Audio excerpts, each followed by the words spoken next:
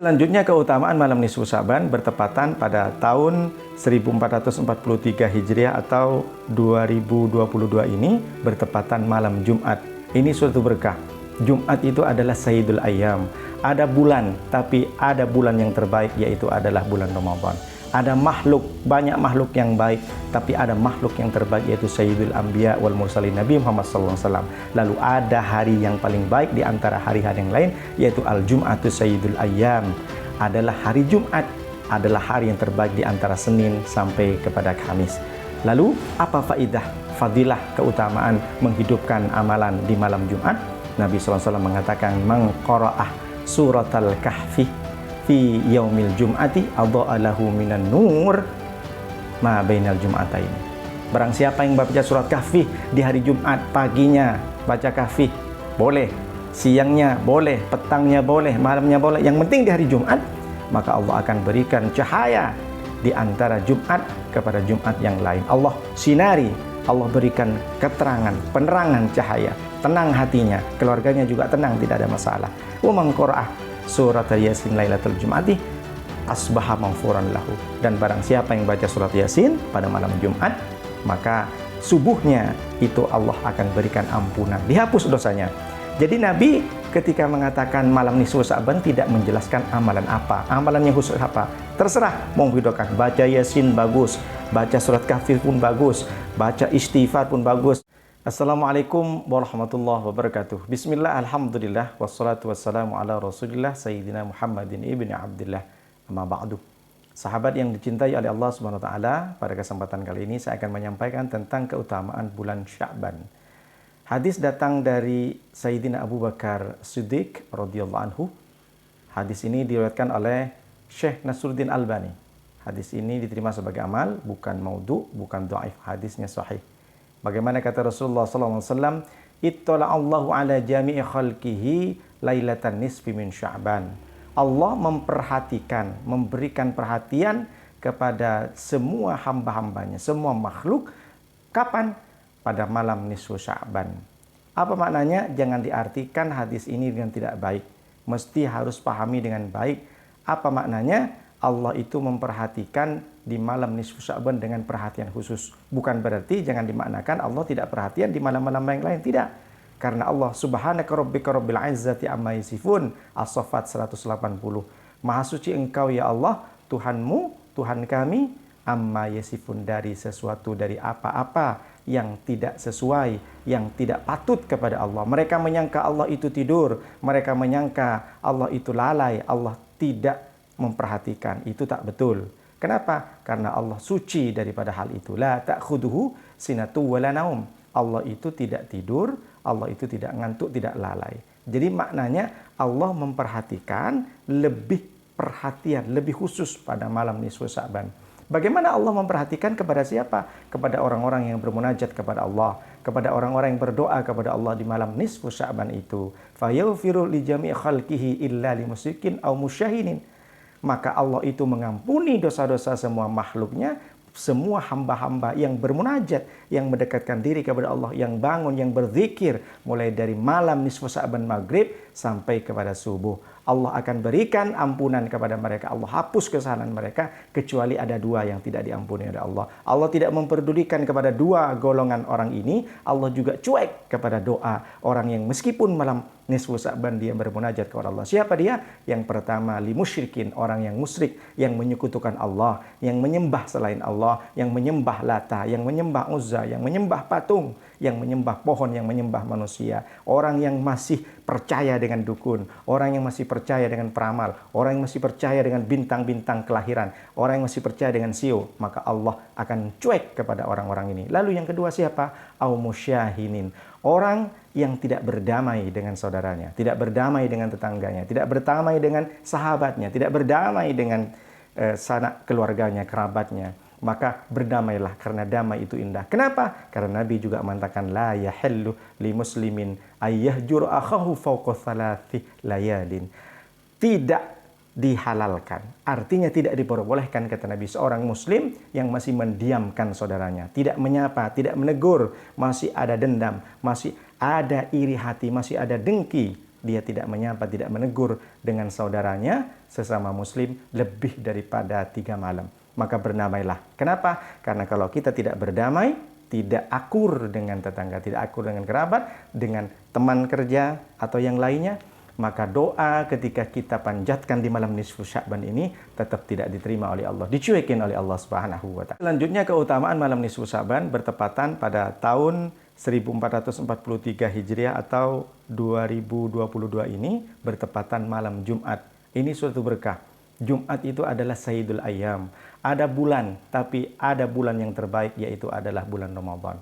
Ada makhluk, banyak makhluk yang baik, tapi ada makhluk yang terbaik, yaitu Sayyidul Anbiya wal Mursalin, Nabi Muhammad SAW. Lalu ada hari yang paling baik di antara hari-hari yang lain, yaitu Al-Jum'atu Sayyidul Ayyam. Adalah hari Jumat, adalah hari yang terbaik di antara Senin sampai kepada Kamis.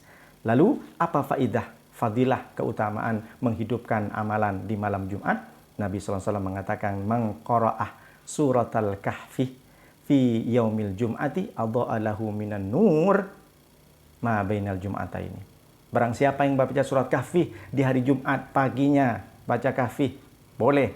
Siangnya boleh, petangnya boleh, malamnya boleh. Yang penting di hari Jumat, maka Allah akan berikan cahaya di antara Jumat kepada Jumat yang lain. Allah sinari, Allah berikan keterangan, penerangan cahaya. Tenang hatinya, keluarganya juga tenang, tidak ada masalah.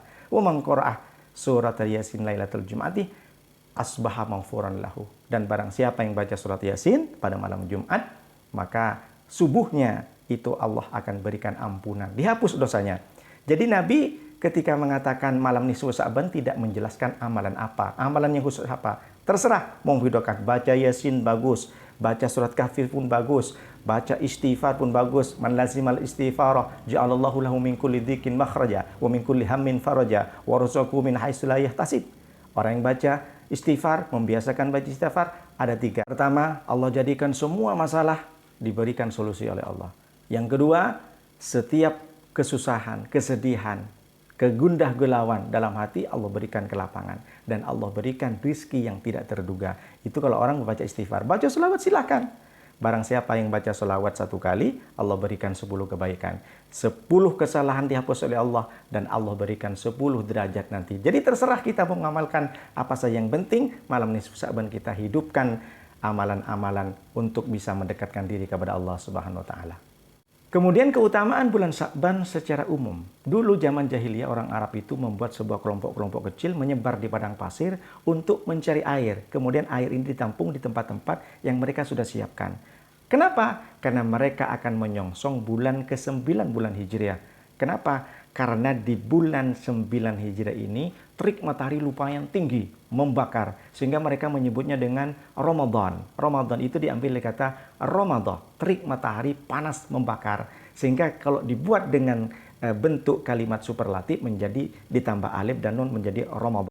Lalu pengelompokan-pengelompokan kecil ini yang menyebar untuk mencari air itu disebut dengan tasya'ub. Makanya bulan sebelum Ramadan, bulan ke-8 Hijriah itu disebut dengan Sya'ban. Nah, yang menarik ini, dulu yang mungkin dimaknakan dengan bergantinya iklim, dengan cuaca. Artinya orang-orang mengumpulkan air untuk nanti kemudian menghadapi bulan yang teriknya panas luar biasa, membakar. Nah sekarang justru makna itu dibawa kepada nilai-nilai syariat Islam, kepada pendidikan spiritual. Sehingga nanti ketika orang masuk kepada bulan Ramadan, mereka menginginkan bagaimana dosa, khilafnya, salahnya dibakar dengan teriknya matahari, dibakar dengan bulan Ramadan, sehingga terhapuslah, sehingga mereka bisa meningkatkan taqarrub ilallah, meningkatkan kedekatan kepada Allah, meningkatkan ketakwaan amalnya, sehingga nanti berpotensi untuk bisa menjadi mulia karena kita beramal saleh di bulan Ramadan dan memperbanyak pahala-pahala yang dikumpulkan, sehingga juga bisa berpotensi kita meninggal dalam keadaan husnul khotimah. Makanya perlulah persiapan-persiapan sebagaimana orang Arab dulu juga mempersiapkan mengumpulkan air spiritual. Kenapa? Karena perintah Ramadan, perintah puasa itu diakhiri dengan la'allakum tattaqun, agar kalian bisa bertakwa, bisa lebih dekat dengan Allah, bisa lebih khusyuk beribadah kepada Allah dan memiliki hubungan dekat dengan Allah SWT. Kenapa? Setiap orang tidak mungkin semuanya bisa dekat. Tidak mungkin bisa menjadi takwa dengan Ramadan ini. Karena la'allah itu adalah huruf tarji, yaitu berharap terpenuhnya satu harapan itu dengan sebuah kesungguhan. Nah, salah satu daripada kesungguhan, keseriusan itu dibuktikan dengan adanya bulan Sya'ban. Di mana di bulan Sya'ban kita mempersiapkan segala sesuatunya untuk bisa menghadapi bulan Ramadan dengan baik. Kita mesti ketika sudah masuk kepada bulan Ramadan, semua kesalahan dan silap kita sudah terampuni. Sehingga nanti ketika Ramadan betul-betul dibakar semua dosa dan khilaf yang kita lakukan pada saat ini. Sehingga arti daripada air spiritual itu, kita mendapatkan air spiritual di bulan Ramadan bisa menumbuhkan, menyiram, dan menjadikan tumbuhlah ketaatan-taatan kepada Allah. Sebagaimana Allah juga menyampaikan tentang pembahasan air, Allah itu di dalam surat Al-Baqarah ayat 22, wa anzala minas sama'i ma'an fa akhraja bihi minats thamarati rizqan lakum. Bagaimana Allah menurunkan air ke dunia ini, sebagaimana Dia jadikan dari air itu menumbuhkan tanaman-tanaman sehingga tanaman itu menjadi rezeki yang bisa konsumsi oleh kita. Begitu pentingnya air itu, Allah juga sudah menyampaikan dalam surat At-Tariq ayat ke-6. Khuliqa mim ma'in dafik.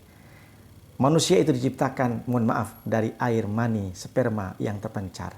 Lalu kemudian Allah juga menyebutkan bahwa air adalah sumber kehidupan di dunia.